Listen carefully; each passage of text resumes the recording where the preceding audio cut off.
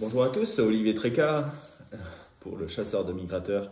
Écoutez, voilà, on est le vendredi 24 janvier et depuis mardi, il ne s'est pas vraiment passé grand-chose. Je pensais qu'il allait y avoir une belle petite nuit cette nuit, hein, avec les hautes pressions qui étaient remontées sur l'Espagne. Mais finalement, ça n'a pas été l'Amérique, hein. Et d'ailleurs, depuis mardi, ça n'a pas été l'Amérique nulle part. Alors, bien entendu, il y a des exceptions.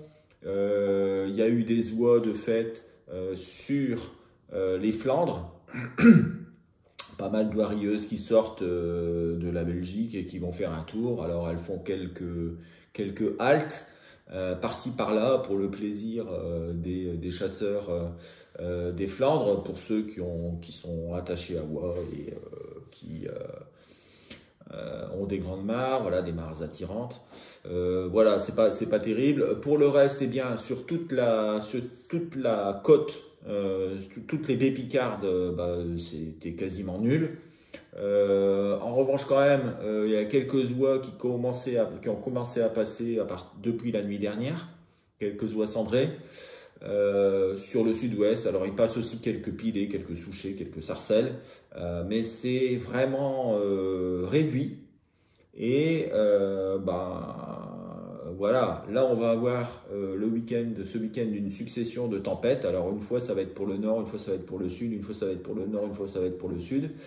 On espère que il n'y ait pas trop de dégâts déjà, la première chose, hein, et puis on espère que ça va engager les quelques oiseaux qui veulent peut-être regagner des zones d'hivernage plus au nord. Ça va peut-être les encourager à le faire. Bon, sachant que quand même les conditions d'hivernage sont quand même relativement bonnes.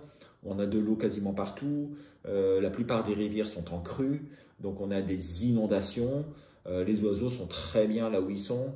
Et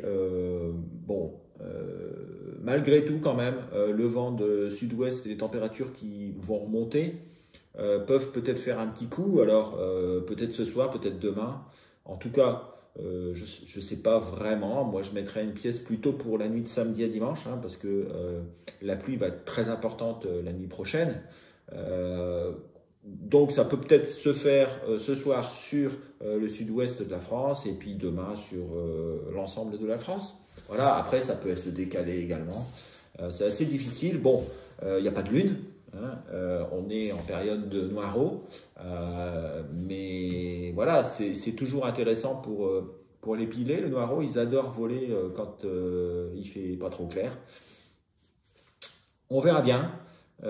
C'est toujours intéressant. De toute façon, dès qu'il y a un petit coup de vent sur l'Atlantique, en général, ça rabat des oiseaux sur le sud-ouest de la France.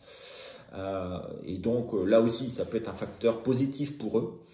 En tout cas, ce qui est sûr, c'est que on est sur des oiseaux qui sont extrêmement méfiants et qui nécessitent d'avoir un attelage très léger. Donc peut-être quelques oies, peut-être quelques sauvagines, mais faudra pas essayer de mettre trop de champ, ce qui est sûr, ça c'est certain. Voilà, écoutez, je vous souhaite une excellente semaine. N'oubliez pas de renseigner vos bredouilles sur MigTracker, vos succès aussi, évidemment. Et puis d'écouter Canarin pour avoir les prévisions au jour le jour et les informations au jour le jour. Voilà, je ne manquerai pas de vous signaler s'il passe des oiseaux sur Canarin. Allez, à mardi prochain pour pour la dernière. Ce sera la dernière mardi prochain. La dernière vidéo des prévisions de migration du chasseur de migrateurs. Allez, à ciao tout le monde et à mardi prochain. Ciao, ciao. Bonjour à tous. Ce soir d'une nuit venteuse, on a fait notre capot, mérité, parce qu'il fallait pas y aller, bien sûr. Et donc les jours qui viennent, ça va être à peu près la même chose. Une dépression toutes les 36 heures, des vents de sud-ouest en majorité. Et peu de perspective globalement. Donc cette nuit, qu'est-ce qui s'est passé? Ça n'a pas été terrible, hein, bien sûr, plus dans l'intérieur, à cause du vent probablement. Et donc on va regarder un petit peu sur les 5 jours. À tout de suite.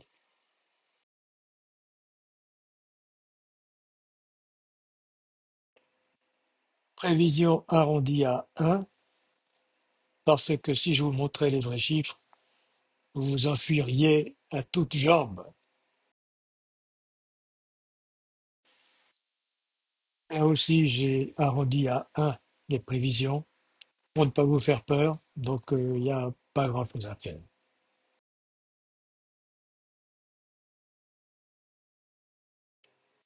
On est encore dans une situation mauvaise, une tempête s'approche, et donc on ne va pas voir grand-chose. J'ai laissé 1,1, et c'est par mégarde. Lundi soir, on est face à un coup de vent assez important sur l'ouest, qui va se déplacer rapidement vers le nord-ouest et vers le nord. On a une prévision à 1,1, ce qui est encore bien payé peut-être. Et pour mardi, c'est le même tarif. On sera à 1 des prévisions. Donc en fait, on a 5 jours où on pourrait rester à la maison facilement parce que ça ne les vaut probablement pas. On a un tout petit espoir en fin de mois, car il semblerait qu'un anticyclone s'installe entre le 30 et le 31, comme d'habitude, pour la fermeture. Et donc, ça pourrait être l'occasion peut-être d'un petit passage. Bon, eh bien, il reste plus qu'à espérer ça. Bonne bredouille et au revoir.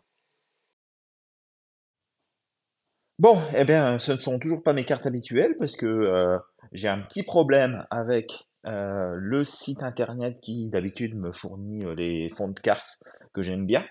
Mais bon, on s'y fait et on va vous donner un petit peu ce qui va se passer avec les cartes que j'ai screenées sur Ventusky.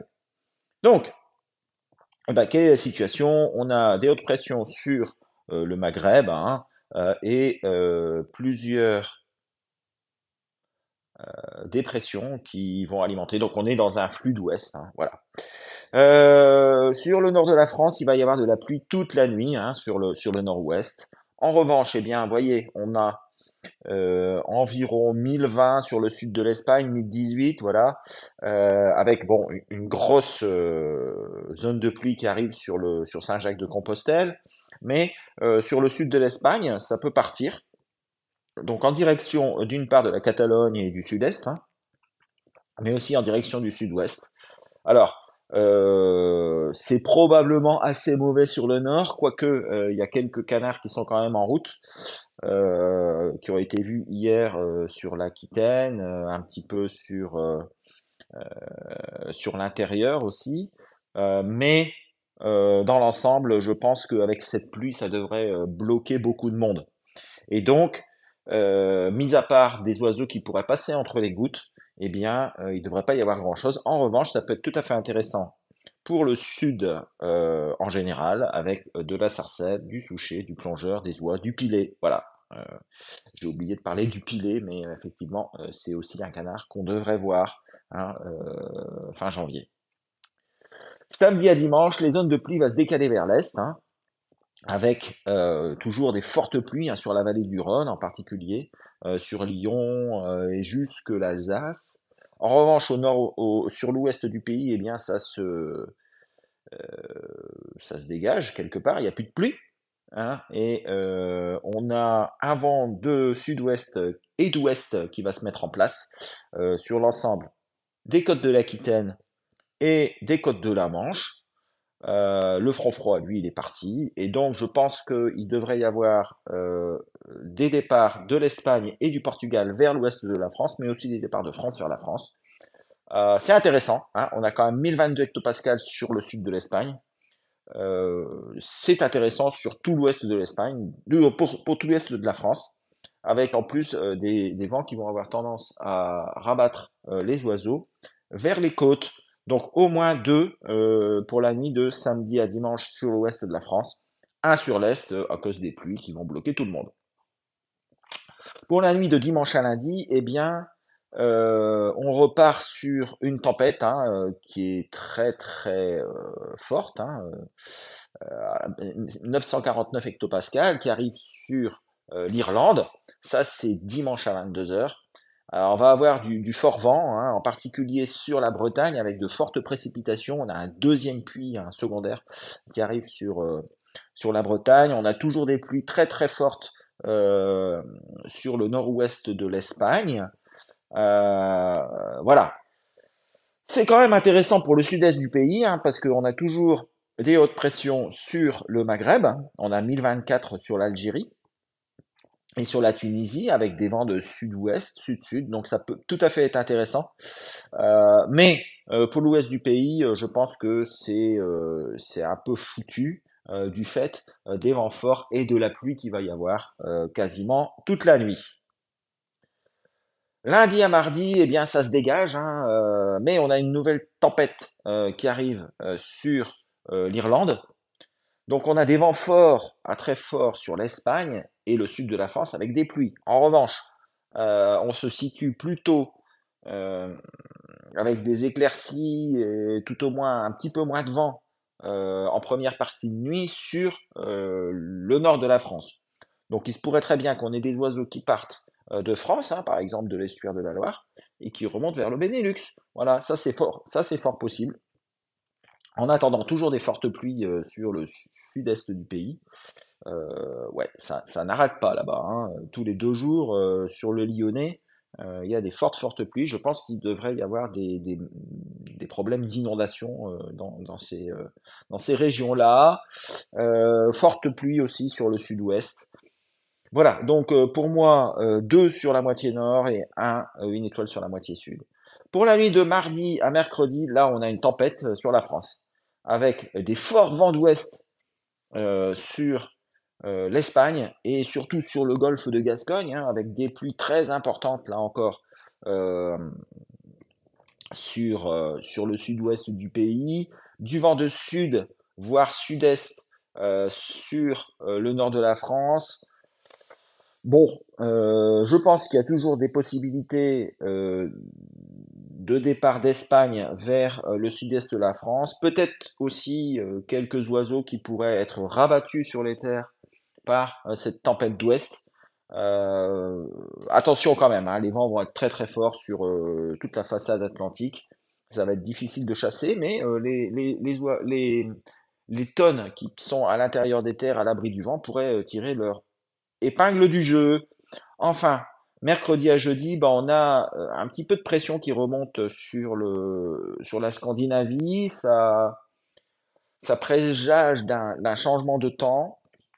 En revanche, on a toujours euh, du vent d'ouest et le même type de temps océanique et pluvieux sur la France, avec du vent d'ouest qui peut rabattre encore de nouveau quelques oiseaux sur le continent, mais encore faut-il qu'il y en ait, hein, parce que vu la tempête de la veille, à mon avis, il va plus trop en avoir. Donc on devrait être cette nuit de mercredi à jeudi sur, alors soit des départs du Portugal, soit des oiseaux qui, soit rien du tout, hein, voilà, soit rien du tout, voilà.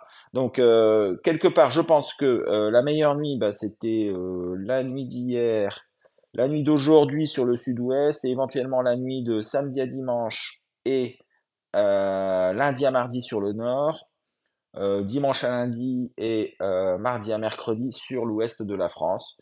Voilà, on va bien voir un petit peu comment ça évolue cette histoire, hein, sachant que bah, il y a un petit coup de froid prévu pour la fin de la semaine prochaine, mais je pense pas que ce soit suffisant pour faire bouger et redescendre des oiseaux.